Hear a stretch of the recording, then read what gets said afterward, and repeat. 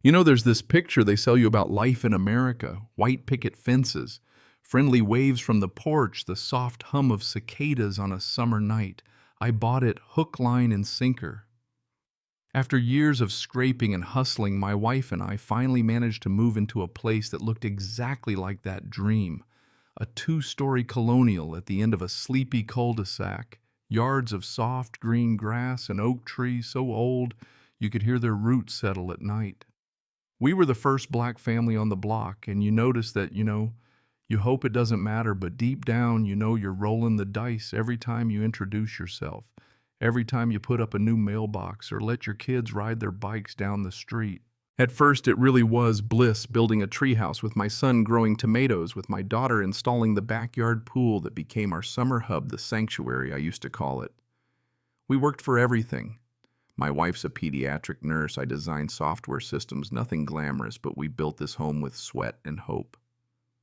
For a while, I almost believed in that version of the dream. And then there was the HOA queen, the president next door, all beige perfection, and pastel tracksuits, her army of lawn gnomes standing guard.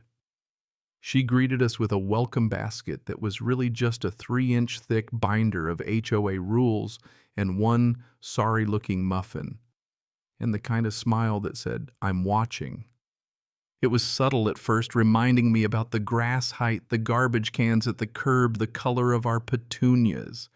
Visual uniformity, she'd say, tapping her clipboard like an IRS agent moonlighting as a dictator. I tried to be the bigger man, kept telling myself it was just a neighbor being a little too invested. I'd mow the lawn, lower the mower blade a notch, bring in the trash cans before anyone else. Every time I complied, I thought I was choosing peace, but really I was just confirming I was easy to push. Her son, the prince, a grown man in tactical pants and mirrored sunglasses, always lurking, watching. Measuring the chalk drawings on our driveway, started showing up more and more playing security guard on our property line. The paper cuts never stopped, music too loud, string lights a nuisance, our flowers not on the approved list. Every complaint, every cold letter felt like a little test. Could we be driven out? Then came the 4th of July, my favorite holiday. To me, it's about family and food and claiming a little joy in a country that sometimes feels like it's never really going to welcome you.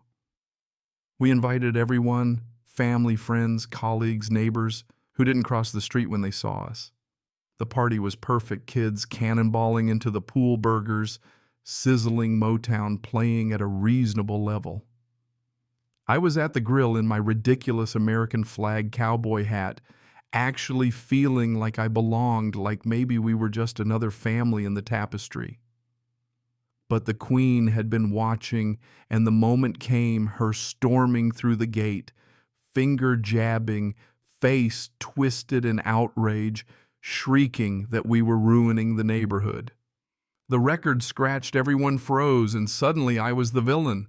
She called the cops, dialed 911 with a trembling Oscar-worthy performance describing me as an aggressive threat, a mob in my backyard. 2 bored officers showed up, saw the truth for what it was, a family barbecue, Marvin Gaye playing for the Birds. But instead of confronting her, they asked me to keep it down.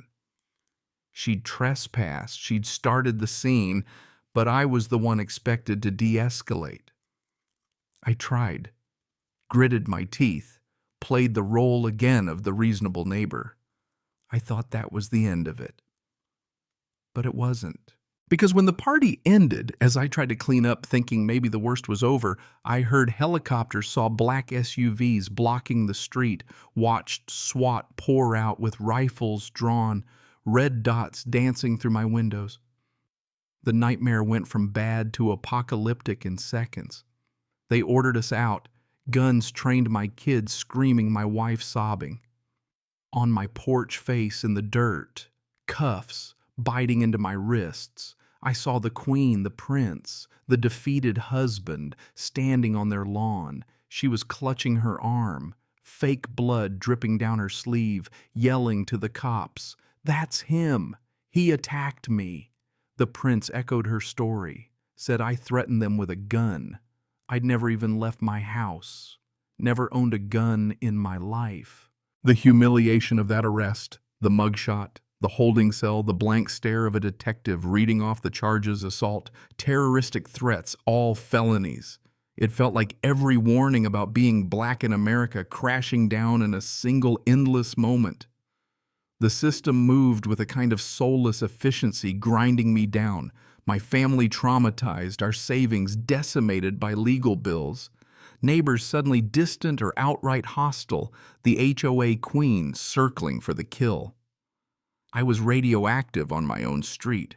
But then something broke in me, not the way she wanted, not a breakdown, but a pivot. I stopped playing defense. I started reading that 3-inch binder like it was a map to her kingdom, found all the holes, the missing financial reports, the shady landscaping company which didn't exist, the security payments to her own son, the special assessments pocketed for repairs the city never authorized. I teamed up with an accountant neighbor who'd had enough, went door to door quietly showing what I'd found. The tide turned fast. The next HOA meeting, usually a coronation, became a trial charts on the wall, neighbors furious, the queen cornered.